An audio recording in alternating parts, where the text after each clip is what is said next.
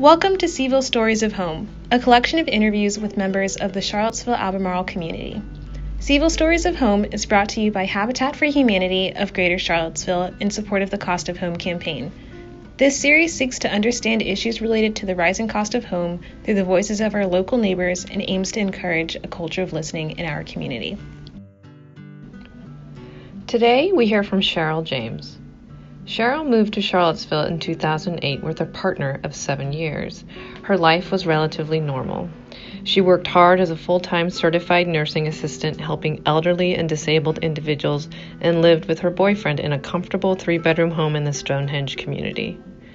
4 years later, in 2012, her destiny would change forever when her boyfriend threw her out of the home. She initially spent some time couch surfing at friends' homes, but eventually found herself homeless, sleeping on the streets of Charlottesville. Thank you for listening to her story. We hope you enjoy. I never imagined that I would become homeless, but yeah, I did. I mean, it can happen to anybody. I came to Charlottesville in 2008 with my boyfriend. Then we were together for 4 years. We stayed together for 7 altogether. And he threw me out in 2012, and that's how I became homeless. And the homeless people around here felt sorry for me, so they took me under their wing. And they taught me everything I needed to know about camping and surviving in the streets. Before becoming homeless, you were a CNA. Did you immediately lose that job after? No, I quit. I quit because there was no way for me to take a shower. I didn't have a vehicle anymore. It's hard to find a job when you don't have a fixed address. It was easier to be homeless during the summertime than it was during the winter. During the winter, man, it sucked being homeless because we would get cold. When we couldn't stay in the hotel and it was cold outside, I would go to Patcham. And if I wasn't in Patcham, I'd be at a hotel. There was a big group of us that would fly signs and go in on the hotel rooms. There was a time when we used to sleep down at the transit station on cardboard. And the library, they're like 2 blocks up from the library, there's a little alleyway behind the building. We used to sleep in there. It was tough when we didn't have a camp, but once we got a camp, it was easier. See, it's hard to find places to camp because the property owners will do one of 3 things. They'll leave a note on your tent saying, "This is my property, get off of it." They'll destroy your belongings. Or they'll call the cops and have the cops remove you. Because I've had that happen a few times. Where the property owners have found out we were camping on their land and they just go through and knife our tents and throw all our gear on the ground and, take what they want and stuff like that. I think the worst part about it was getting taken advantage of, because when you're a female, people take advantage of you a lot. And especially if you're on drugs and stuff like that. And, I was never raped or anything, but there were girls out there getting raped. There was girls out there getting taken advantage of, so I never went through that myself because I was around a good group of people. But you get around a bad group of people and they'll take advantage of you in a heartbeat. I always carried a knife. Mm-hmm. Everybody always had a pocket knife on them. That was the main thing. And then that's pretty much all you can do to keep yourself safe because there is no safety in the streets. Mm-hmm. You're in a tent. You can't lock the tent, and it always made me feel uncomfortable feeling unsafe. Cheryl spent 3 harrowing years on the streets, but in 2015, she was offered the opportunity to live at the Crossings. The Crossings is a mixed-income, affordable housing complex in Charlottesville. It is also the area's first permanent supportive housing community for formerly homeless individuals. Supportive housing combines permanently affordable housing with intensive case management and other life-improving services such as healthcare, employment supports, and child services to help residents maintain stability. Cheryl describes moving into her home at the Crossings as a critical turning point in her life.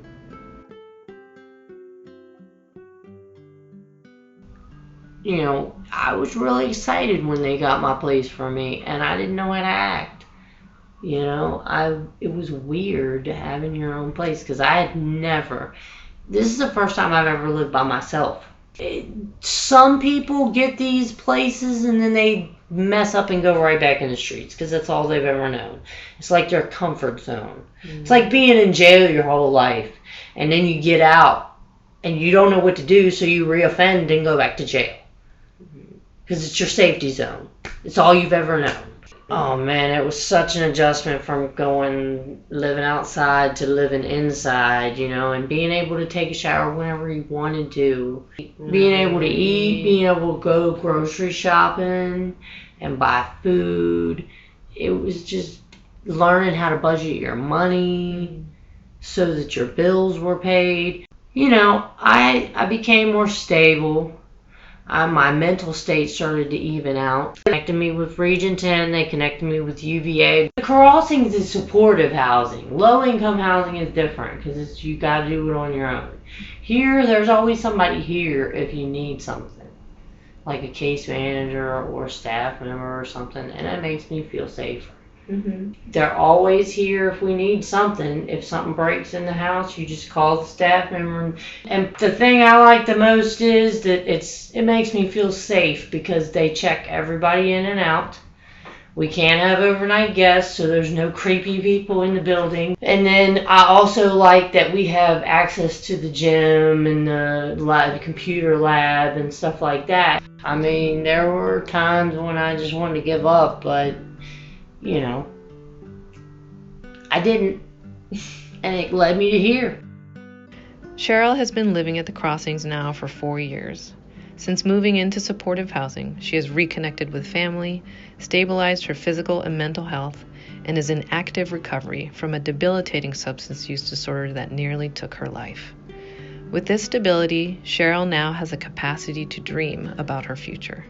She feels blessed to have survived her experience with homelessness and has a newfound appreciation for the meaning of home.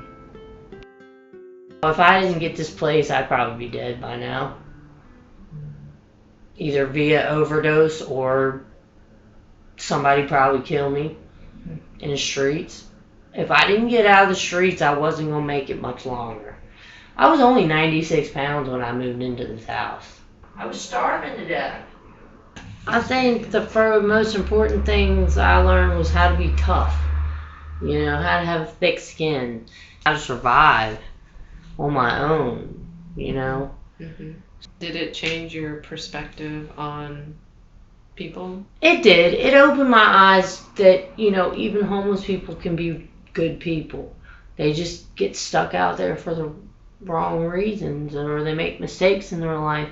And now I don't judge. Because before I became homeless, I'd look at them and go, God, they need to get a job. But it was so easy for me to say that until I became homeless. We're all human beings. That's one of the lessons it taught me too. We're all human beings and we all have a story. And, some people choose to be out there. Some people don't choose to be out there. They want to get off the streets. And they just don't have the means. Sometimes it's because it's all they ever knew, like, or maybe they have PTSD, like from being in a war. Like a lot of the homeless populations are ex-vets and things like that. I mean, I'd just say people need to be a little more supportive and understanding and kinder to the homeless. You don't know that person's story. You don't know why they're in the streets or why they may be panhandling. And I would just ask the public to be a little more sensitive to people's needs. You don't have to give them money out the window. You can give them snacks and they'd appreciate that. Or just say some kind words. Sometimes that's worth more than the money. Well, what do you think we could do better, right? This town is like awesome for resources. And people, there's Region 10, there's On Our Own, there's the Haven, but there's no housing. They need more of that. They need more supportive housing. They need more places specifically designed for the homeless to get off the streets. You've been here for how many 4 years in 4 June. 4 years, wow. And so you know, you have a relatively stable life, you've got a boyfriend, you know, what does the word home mean to you? The word home to me is a stable place where you can feel safe and, you know, just being in your own space.